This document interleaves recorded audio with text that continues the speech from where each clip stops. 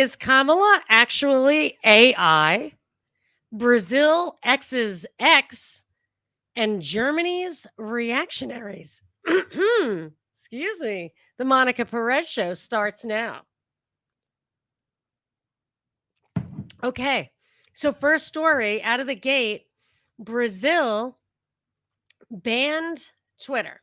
So what happened was, or X, I guess. Are we capitulating in that? Are we going to call it X? I mean, I'm waiting for him to change the name again.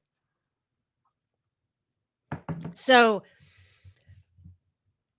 Friday, a judge in Brazil, this has been a long going on thing, but he finally said, okay, if you don't, the Supreme Court kind of unanimously decided to ban Twitter, and the ban went into effect on Saturday. This has been going on for a while. It sounds like it's just a free speech thing. I guess they had done something like this with Telegram and came to terms pretty immediately, and Telegram was reinstated. Musk is being accused of deliberately escalating this and making it impossible for them to cut him some slack. I'm not saying that they should ban him or not ban him, but the way the story unfolds, I guess it started before they had their version of January 6th. So their January 6th was in January of 2023. Ours was in 2021. Of course, it looks completely fabricated. I think the idea would be, I think I have a little, no, I do not. Sorry, am I having a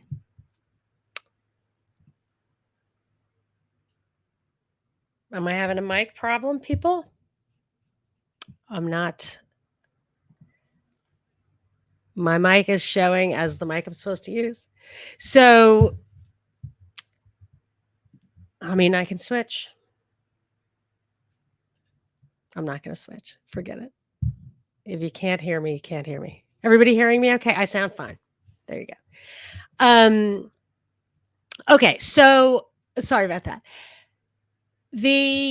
All right, so these guys, they have this one judge who's the face of cracking down on Twitter and social media and all the hate speech, all the racism, all the fascism.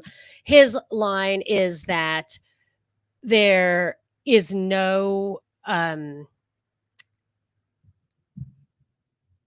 his line is that, sorry, I'm distracted by the mic issue. His line is that there are that because the way social media is coming out, they are preventing people from getting the real information. And for that reason, this free speech is standing in the way of democracy. And by standing in the way of democracy, they need to be suppressed so that real democracy can float up. And he called them digital militias. They use social media. That this judge, who his name is Demores. I don't know how to, I should have looked how to pronounce it. Demoraes. Demores. He started this witch hunt, I'm going to call it, 3 years ago. So it would have been 2021. So after our January 6th, but before theirs. And their January 6th thing, that people stormed their Congress. They said that Lula, who was a former president, but a liberal, was not the legitimate president, that really Bolsonaro, who was like their Trump type conservative, including the bombastic speech and everything like that, that he's the true president. They still don't think the election was legit. So it mirrored what our thing was. And of course, I think that their argument would be because it's contagious, because this stuff is contagious. And even Lula came out and said that the rest of the world should copy how we're dealing with Twitter. So this idea that these phenomena are global and catching, that it's like one world, that there are no national borders when it comes to digital militias or the damage that free speech can do. So So, but I say it's a setup. I say their thing was orchestrated by either the very same people orchestrated January 6th, which like the CIA or whatever, or their own version of it. So I don't know if we're actually operating there or if they have their own. I'm sure it would be a coordinated effort because you can't why reinvent the wheel if you have the same goal, which is this kind of destabilization to lead to suppression of free speech in the name of democracy. So that's what these guys are doing, and they are setting the example. It's definitely a global push. UK is doing it. We're doing it. You remember we talked about Slovakia. I mean, it's happening certainly in well, we've already seen that this all in China. I mean, wouldn't these guys love to be able to reflect what China's doing?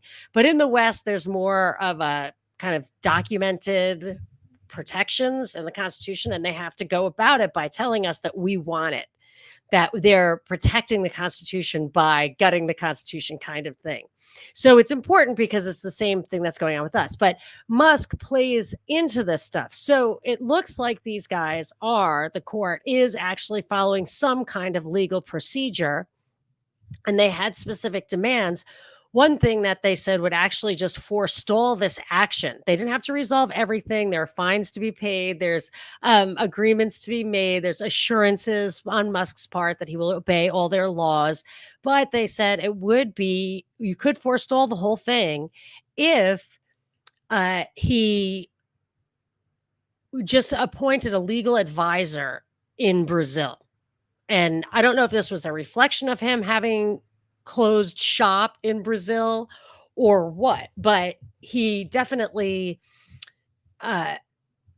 would not capitulate with that demand. But prior to that, he's accused of escalating this anyway. He kind of spoke out of two sides of his mouth in this issue about whether he was going to obey their laws or whether he wasn't. And both of them serve a purpose, in my opinion. So here's an excerpt. I think it might be from Wiki. On the 6th of April, 2024, so a few months ago, X stated that it had received a court order by de Moraes to suspend several accounts. Elon Musk wrote that he would defy the ruling and suggested that users could get around the block by using a VPN. So just an aside on that, he puts the VPN in the crosshairs. And so part of this order over the weekend was that anybody using a VPN to do an end run around the ban on Twitter that the Brazil Telecom is implementing would be fined $9,000 a day. And reports are that the VPN usage is actually surging there, just like Telegram. I don't know why they would want VPN to surge, but it is. And I don't know how they actually enforce their fines, $9,000 a day. I don't know if they're actually ever going to get any of that or even try. I don't know. But Elon Musk put the VPN issue in play himself by recommending it. All right. In response to this, Moraes, this is back to April, said that he was opening an investigation into Musk. So there you have retaliation, which the AP described as focused on, quote, the dissemination of defamatory fake news and obstruction, incitement, and criminal organization. So that's what they were after Musk for. But at another time, he said, and by the way, this is another reason that I don't believe Musk is a real businessman, because you don't say stuff like that. It's if he has any shareholders at all, it's a breach of fiduciary duty to antagonize an entire country where you do business by threatening to do illegal stuff. Like, I don't even care if it's public or not. Any other investors in X, and there are some, would have action against him for doing illegal stuff. Like, he could lose his position. He's been in a fight before to get his pay. This is not what normal businessmen do. But another time, I'm trying to find so 2 years before that, in April 2022, Musk tweeted, quote, again from Wiki, by free speech, I simply mean that which matches the law. In June 2023, he said, quote, Twitter doesn't have a choice but to obey local governments. If we don't obey local government law, then we will get shut down. The best we can do is really to hew close to the law in any given country, but it's impossible for us to do more than that, or we will be blocked and our people will be arrested. So that's him giving, I see that similar. I think that's similar to the Telegram issue in France, where the guy saying, Telegram says, we obey all the laws. We obey all the laws. And by arresting that guy and prompting all these downloads of Telegram, they got it closer to being, quote, very large, which was a tripwire for more draconian laws. They are subject to greater restraints under the European Digital Services Act if they are, quote, very large. So I felt like that whole thing and saying that we do obey all the laws that apply to us, they're telegraphing to us that, yes, Musk, Pavel, whatever, they are going to do whatever they have to do legally. And I'm wondering if this is all from both realms, France and Brazil, getting us ready to accept their capitulating. And whatever that means, capitulating may include not telling us about the back doors by still presenting themselves as free speech or secure encryption, whatever communication. So they are, I think revelation of the method is not just a psychological thing or an occult thing. I think it may also be a legal thing that they do it because they can then go and claim, hey, we told you. And these are the laws. You could have educated yourself on the law and you would have known we obey the laws. And by actually shutting it down in Brazil or being arrested, in France, they demonstrate that, in fact, they cannot skirt the law at all without getting shut down. And then what would the point be? But the point is, if you act like you're a free speech platform and you're not, you take the place of something that is, or you give people a false sense of security that it is, it's not the only choice. So I don't go for that. Yeah. Okay. So this,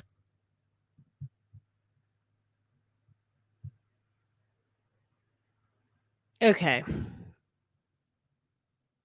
Yeah. Moraes said it on Friday, these kind of things, X, whatever, has turned Brazil social media networks into a place of total impunity, a lawless land. So he is the face of the liberal hard line. And Lula is a liberal. Okay. They talk about fascist and racist speech, messing with political campaigns in advance of local elections. So that's another thing, is that if they're going to talk about this influencing elections, isn't free speech supposed to influence elections? But there's like limits to what's hate speech, what's fascist speech. So what they're saying is, we have this ideology. Anything outside of that, we're going to apply pejoratives to, and anything that you can apply a pejorative to is banned. I mean, these pejoratives are what one ideology uses to discredit the other ideology, whether it has any validity or not. So it's a subjective scale, and that's what they're using. But I don't think, like a lot of people think, that it's a liberal thing. I think that fundamentally all these Western governments are basically fascist.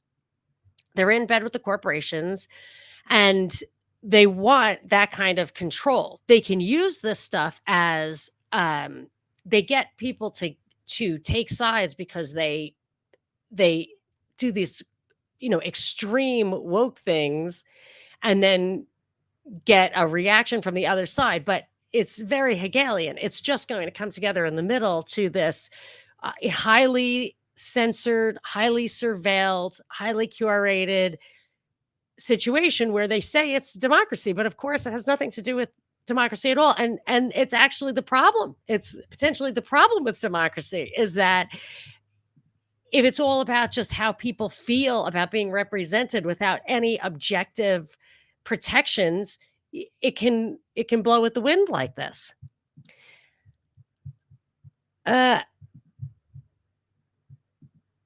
Okay. Another thing they did was they froze financial transactions to the Starlink, like the satellite internet that Musk provides to Brazil. He said he would continue to provide it because so many schools and whatever depend on it. But that's just a side effect. But just one more thing about the banning. I used to wonder, my father, who is a very libertarian guy, classical liberal, he was staunchly opposed to CPUSA, Communist Party USA. He said it was an arm of a foreign government and it should be banned. And I was always confused as a kid, like how you could be libertarian and not think that you could withstand the impact of total freedom. Why, even if it was a foreign government, does freedom work or does it not work? Does freedom of speech work or does it not work? But in on the one hand, I can see how you would want to protect your nation and your state from the deliberate undermining from foreign governments. However, giving your government the power to censor that stuff requires that your government is on your side. And that may be true. I have no idea about Brazil. I think it may be true in Russia, whether Putin's a statesman or patriot or whatever. His interest seems to be aligned with his people. So when he says to Pavel Durov, give up those Ukrainians who are American agents and just conducted a coup, I can understand that. But for us, our government, it's a pathocracy. They want to suppress our free speech and our rights for their own corrupt purposes, whether they're selling out to China or Israel or whatever, I don't know, but they cannot be trusted. And Kamala is on board with this kind of stuff. And I don't doubt that her interests are not aligned with mine. She said, I'll put the clip in the show notes. Talking to millions of people without oversight or regulation, that has to stop. She was talking about Facebook and Twitter. And when you think about the people who have this kind of power, who is going to watch the watchers? They're going to monitor Facebook and Twitter. They're going to control Facebook and Twitter. Don't forget, Denny Hestert was the Speaker of the House. And because there was no one watching the watchers, he was importing boys to molest in an apartment that had FBI surveillance equipment, and they let it go on. Check out Sibel Edmonds' work on that. It's amazing. So you can't have this absolute power to control everything because it absolutely does corrupt. They're not using it for our benefit. So it seems to me that, especially here, the left goes too far in order to spark a response from the right. They demonize that, and then they use it to excuse the reaction, which is to censor the speech. So the action is the wokeness, the reaction is the right, moving to the right, and then the government's response is to suppress it all. And that's why, Courtney Turner says the reaction is the action. The whole point is to get that reaction so you can respond to it. It's very dialectic. It's very problem, reaction, solution. And that brings me to what's happening in Germany. So Germany's been in the news a ton lately. There were all sorts of, their nukes being a disaster, like that. They shut down their nukes. That was a disaster. There were terrorist attacks. That was a disaster. They're giving out monkeypox vaccines in Africa. That's bad. What else did they have? I'm trying to think what else was there. Oh, they tracked down the Nord Stream bombers to Poland, but then they disappeared in Ukraine. Like, just all these stories about Germany lately. Well, the story over the weekend was, I'll read the headline. The far-right Alternative for Germany, AfD party, achieved the first electoral victory in its history in this weekend's vote, which saw the eastern states of Thuringia and Saxony head to the polls. It's also the first time what's called the far right has won in Germany since World War II. They won almost 33% of the vote in Thuringia, well ahead of the center right, which is the Christian Democrats. So it's our basically Republicans, the main national opposition party, which only got not even 24%. In neighboring Saxony, local projections put support for the CDU, which has led that state since German reunification in 1990, at 32% and the AFD at 31%. So very close there, very close second there. These are two Eastern states, so close to the Soviet Union. That's where Angela Merkel came from. Reunification was in the 90s, so 30 years ago. And they had this big far right victory in these state elections. And I think they were also surprised by the far left doing so well there. I think more like 15%, but a lot close to that CDU, which is basically their Republicans, which is a mainstream party. And there's like a new left party that's extreme. France has a new left party too. I mean, you have to wonder what's really behind this. Again, it's all that action reaction stuff, no doubt. But Olaf Scholz, the chancellor of Germany right now, said, put up a firewall, do not make a coalition government with these people. So because they don't have just two parties, they have many parties, you have to have your government, which is going to be majority rule, has to stitch together a couple of parties to get to that 50%, form a government, appoint ministers and stuff. And he said, don't do it. Don't cooperate with the AfD, even though they won. And if he tells like the CDU not to cooperate with the AfD, then what you're going to get is the far left and the far right, making strange bedfellows, because I think they could just about make a majority government. Maybe they'd have to like get a teeny little, I don't know what their Green Party, that's probably pretty big over there, but just get a little one to even it up to 50%. But the far left and the far right have more in common than you would think, because they're anti-immigration, they're anti-Ukraine war, they want closer ties with Russia, which is what Angela Merkel gave them. Did not cut off Russia because Russia provided all that cheap gas, and that made her nukes, shutting down the nuclear power, tenable because they had the gas. Now this guy allowed for the Nord Stream. There's one funny article I read in RT, like he just stood by, like spaced out when Biden said, we're going to blow up the Nord Stream pipeline or whatever, but they're not getting the gas from Russia anymore. And it's this Olaf Scholz's fault, really. So he's saying, this is a quote from him, all democratic parties are now called upon to form stable governments without right-wing extremists. He called the results of these elections bitter and worrying. So if the other side were to, if they could actually band together and exclude the far left and the far right and get absolutely every single other party stitched together, it would be like a crazy, like literally crazed, what the word crazy means, like all different lines of crackles and stuff. How they could ever rule in that manner, there would be no coherent ideology. So I don't know why he's calling for that, because I mean, I understand many reasons he might be calling for that, for his own credibility or to foil them, or to, in a subversive way, have them join up with the far left and create a kind of reactionary situation. So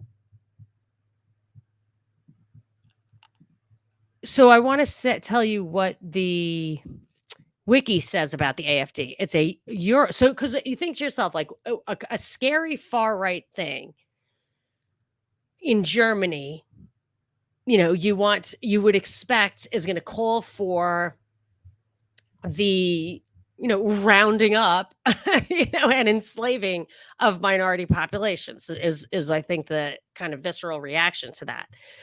Wiki says the AfD is Eurosceptic, which means they don't like the EU. They oppose immigration to Germany, especially of Muslims. The German judiciary has classified the party as a suspected extremist party, although it does not reject democracy.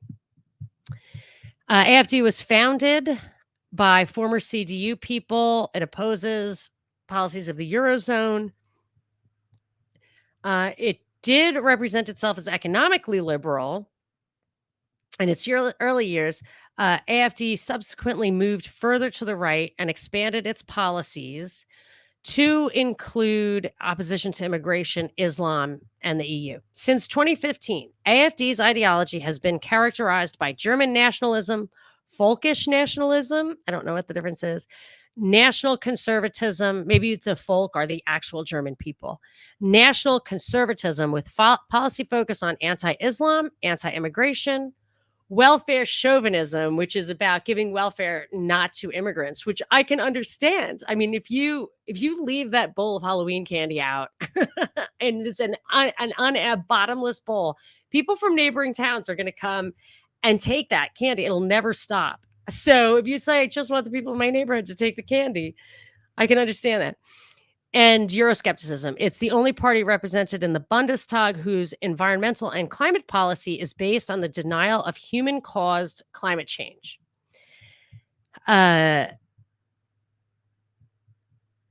So there was this funny article in RT where I'm just going to read the quote because it's funny. It says, another big issue that's come up in this election campaign, and this is something that wasn't mentioned any other article I read, was the German establishment agreeing to have American long-range weapons move into Germany for the first time since the end of the Cold War. This is the eastern part of the country closest to Russia, which risks being directly impacted by those hosting plans to have the U.S., which already with NATO has bases all over Germany, move into yet another room and bring its weapons stash with it, starting in 2026. So these are these eastern places are the ones who are, up against the former Soviet bloc. They would be in most danger. And this is where he said Chancellor Schultz zoned out and stared into space when Biden threatened to blow up Nord Stream while standing right beside him. So it's not likely he was going to say no to armed squatters. But then I saw this article, just the opposite of what I was thinking. I saw this article today in The Guardian, maybe, or not The Guardian, the UK one, like the Telegram, something, I don't know. Angela Merkel is to blame for Germany's crisis. She's to blame for Germany. She was the exact one. I was like, I didn't like her, but she held it together, these guys. And it says that her 2015 decision to let 1 million immigrants into the country is the reason that they are having this problem right now. And I don't doubt that. That's definitely part of it. However, because she kept them warm with Russian gas and economically sound, because the gas was cheaper and you would not have so much, they probably have a lot of, I'm not going to call it inflation because that's always monetary, but I'm sure they have inflation from COVID and stuff also, just like everybody else. But she had and maybe it was just the luck of the era, pre-COVID, whatever. She was there for a long time. She kept some stability. But if you remember the 2015 migrant crisis, if you look that up, the European migrant crisis of 2015 in Wiki, it will say the first country it will name is Syria. And then I think the next country is Afghanistan. Why did they have a migrant crisis in Syria? Because the U.S. and their allies, their European allies, Obama was dropping by the end of his term, and Trump in the beginning of his term, which was 2015, 2016, 30,000 bombs a year on Syria. 30,000 bombs a year. And as one liberal limo driver said to me, yeah, well, they were little bombs. Like, okay, buddy. Like, how small does a bomb have to be for you to still be able to live in your house after it falls on it? No, we were dropping tens of thousands of bombs year after year on that country. Why? Probably for the same reason as Ukraine. Probably because Syria wouldn't capitulate to U.S. demands on where they, whose energy scheme they cooperated with, because they could be a conduit country from gas fields in the Middle East up through Europe. Syria would be where we'd want to build those gas pipelines. And I think they said no. So they bombed the crap out of that country. And the crisis was a response. And I knew a German gal who said she was criticizing like Sweden or some country. I doubt it was Sweden, but it might have been. Some countries like, I'm not taking the immigrants. Maybe it was just Hungary. Obviously the one that would say no. And she said, it's outrageous. I was like, why is that outrageous? She said, because everyone has to do their fair share, take their fair share of refugees. And my response, I was thunderstruck, because she was in typical liberal European. I said, why don't you not take the refugees in? And and publicly denounce the policies that are driving these people from their homes, the bombs that are dropping. Don't give it a relief valve. Make it point the finger exactly where it belongs at the people who are dropping those bombs at Syria. So that immigration crisis, yes, she shouldn't have let those people in. She should have took a stand against the war, against the violence that was driving those people away. So the fact that she kept it all together, probably through her good relations with Russia, despite the immigration and what must have been quite expensive at the time to take them all in. Yeah, I mean, I think that she had much more of Germany's interest at heart than Olaf Scholz, who completely capitulates at every outrageous demand from the West. And look what's happening. He's plummeting in popularity and effectiveness, and finally announced that they weren't going to do any more of the Ukraine stuff. But this is another example. I don't know I don't know enough about the AfD to know if they're super Haiti, if they want to kill people, if they don't believe in basic human rights. I really don't know enough about it, but I do know that if this reaction is a function of completely pathocratic policies by their government, and then you either encourage the most extreme reaction or just call it an extreme reaction so that then you can delegitimize it, disenfranchise those people.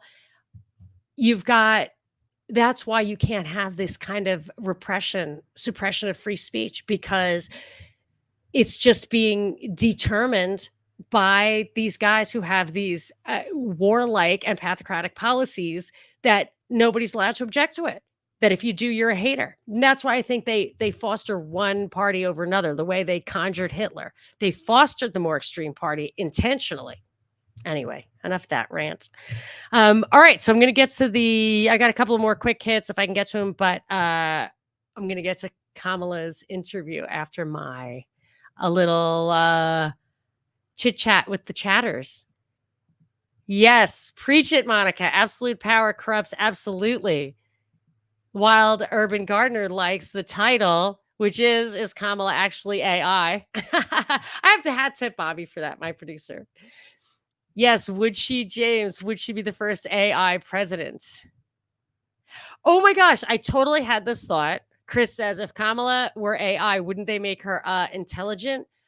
I thought that about her incredibly annoying voice. I mean, her voice is incredibly annoying. And then I realized that AI does not have to have a nice voice. I'm going to prove that to you by the end of the show.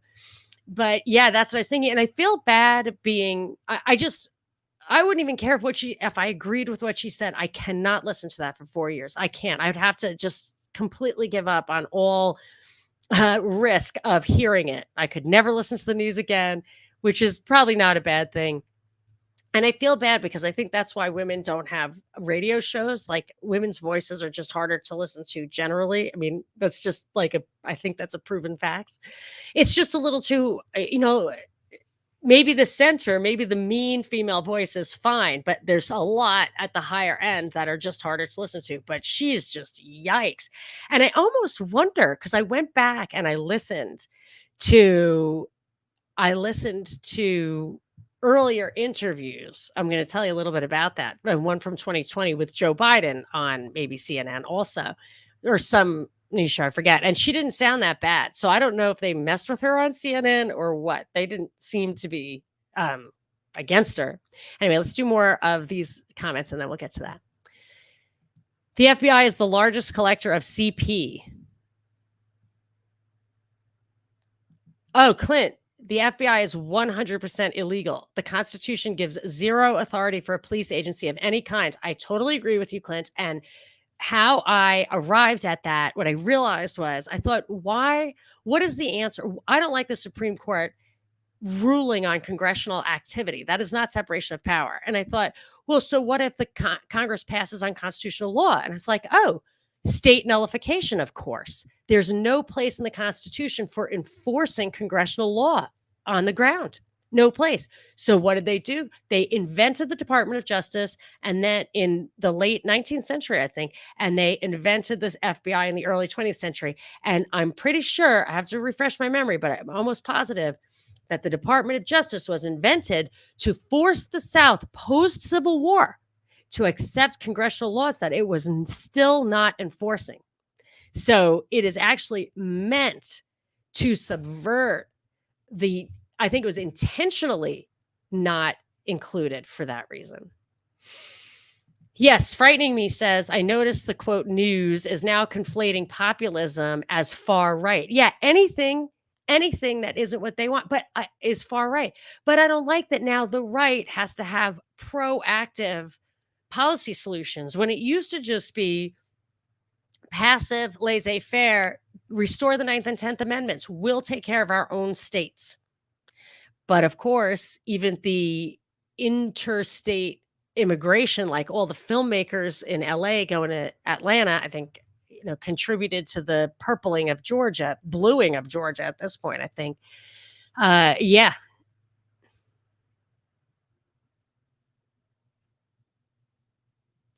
I don't know what planarchy is. Germany, like France, is suffering a large case of planarchy, strategy of tension in full effect. That's James.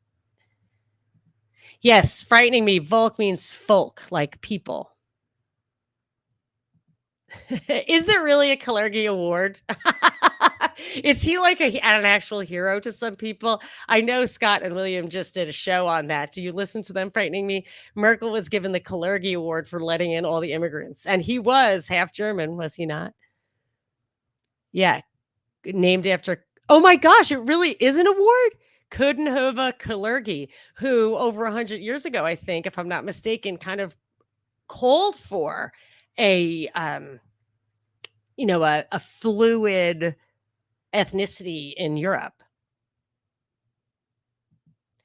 The reaction is the virtue signal. You can't react to the problem, only the solution. Interesting. That's worth pondering. Oh, Graseco, nice to see you. I gave up voting. It only legitimizes their ability to steal from you. I get that. And in LA, I tried when I first got here to vote in local elections, but it didn't work.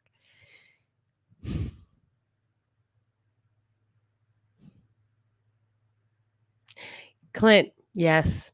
I would be compelled to jam ice picks in my ears if I had to listen to Harris. I totally feel the same way. James, it is a real award. Thank you. Yes, that is too much. All right. Well, let's talk about a little bit more about that, about Kamala, not about the Clergy Award. That's very funny, though. Is Kamala actually AI? That was my thought. So I watched this. I watched a lot of, not the entire thing, of Dana Bash talking to Tim Walz and Kamala Harris. I think it was over the weekend on CNN. It is 45 minutes of my life that I will not get back. So I'm going to give Bobby the hat tip for the AI, but I'm going to take it back because he encouraged me to watch this horrible thing. I couldn't even finish it, honestly. And I am no closer to understanding if she has any plans, even what she actually thinks. It was mostly just her trying to backpedal over previous positions, which I still didn't understand. This is what I thought why I was like AI. You know, when the AI summary isn't intelligence at all. It's really like you can actually find it. Like when you look at the whole search, it's basically the first 3 paragraphs or the first paragraphs of the first 3 search hits, or the first 3 paragraphs of the first one. That's all it is. And I feel like she just scanned the first sentence of all the, articles in the New York Times or whatever and just blurted them out. You would think that they would have like something in her ear telling her what to say. I do not like that she says fentanyl instead of fentanyl. She's obviously never read a single thing about this, or she would know that it's not fentanyl. Yeah, she was talking about really just flip-flopping on fracking, EVs, electric vehicles, border security, everything. She said she would she would appoint a Republican to her cabinet, which who wants that? I mean, any Republican she would appoint to her cabinet would just be doing what she wants. Who cares? That's just stupid. They did seem to edit it pretty thoroughly. So I don't know if they were letting her literally do do-overs. I don't know if anyone ever saw the Ken Starr interview. I'll have to make a note of that. If not, there's a Ken Starr interview where they were interviewing him and he said, wait. I don't like that answer. We have to do it over. And they aired his like fighting with them about airing something he said that he regretted. It's a crazy, crazy scene, but it gives you a little backdoor into how they conduct these things with people they cooperate with. This is a guy who obviously thought he would be cooperated with. And don't forget the time that Trump was on with Big's daughter, Brzezinski, and her paramour at the time, Joe Scarborough. And he said, hey, don't ask me any hard questions. And they said, okay. That was hidden audio that got leaked. Oh, another thing. So she was saying actual thing. She said she has an unwavering commitment to Israel's defense and its ability to defend itself. She talked about October 7th, where women, this is a quote, women were horribly raped. So I guess there's a different way to rape somebody. I don't understand why she needed to qualify rape. That's not funny. Anyway, far too many innocent Palestinians have been killed. She says, no plan though, no plan. I did go back though and watch the 2020 interview with her, the year 2020, not the show 2020 interview of her and Biden. And he was absolutely seemed sharp as a tack. I wonder if they even gave him a little CGI to look better. They told him that he's accusing you. Trump is accusing you of losing your faculties. And so they were setting us up for that, but he wasn't losing his faculties. Certainly didn't seem like it. She seemed less nasal. I wonder if they tweaked her for that. So those are the little details that make me think they don't want her to win if they're not tweaking her nasal voice, which they absolutely could.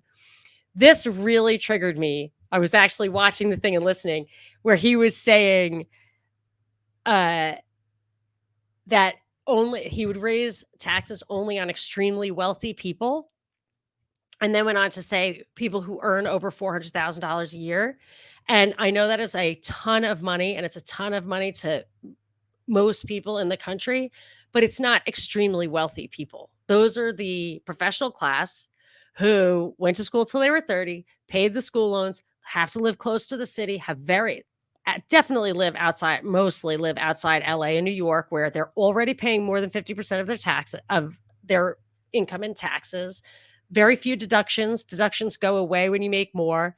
They have to send their kids to private school, pay a lot in housing because they have to live close to the city because they're working crazy hours. And I can even handle it, except for he said they need to pay their fair share. That scenario, they were not paying their fair share. And I mean, that money, those are the people who pay basically all of the taxes. The underclass are net recipients of taxes. So I don't know what their fair share is. And the rest of the money, I think a lot of the money, or I should say the extremely wealthy, use a disproportionate amount of court, police, military to protect their contracts, their assets, their corporations. The fair share, this professional class is his target.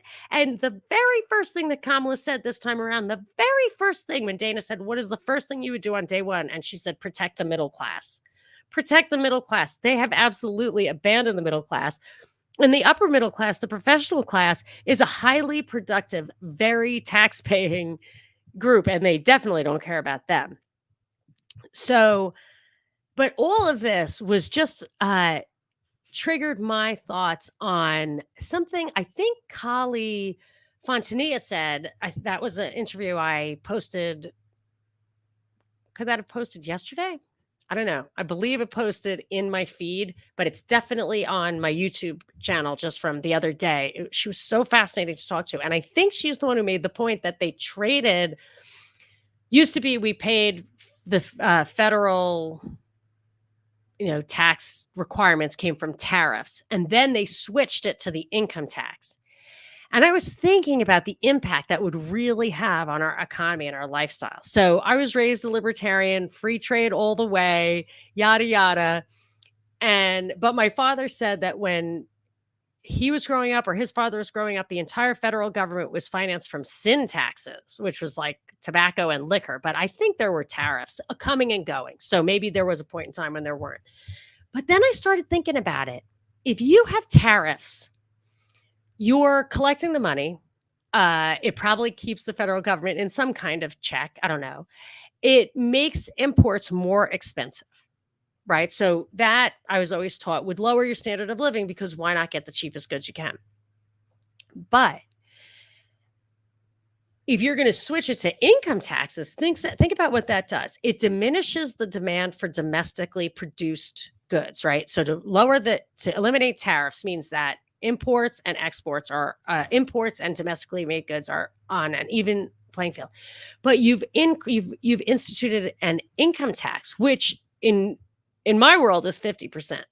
So you've got a 50% income tax, and the employer has to pay you to work that hard. You have to have a certain standard of living. They have to compensate you for your school loans, which are not tax deductible. So you're paying 50%, and out of the rest, at least for the first 10 years, you have to pay school loans. You have higher costs. The employer has to pay you enough to want to do this, to want to live in a big city and do all that. If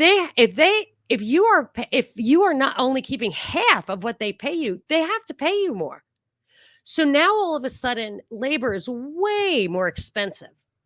And you're really not probably going to be able to achieve that at the lower levels of productivity. So you're really only going to have like service industries, which can't really be imported. I mean, more and more they're getting to where they kind of can. But service industries and things like that cannot be imported, and that have a very high productivity rate for highly educated first world people. But then you really have it's an even more of a suppression of real jobs. And then you have this super lopsided society and a call for immigration. I mean, it's very interesting. I have to read up more about that, because in all of my economics, I never focused on the interplay between immigration, income tax, and even corporate taxes. I have thought about, and free trade or tariffs, or exactly how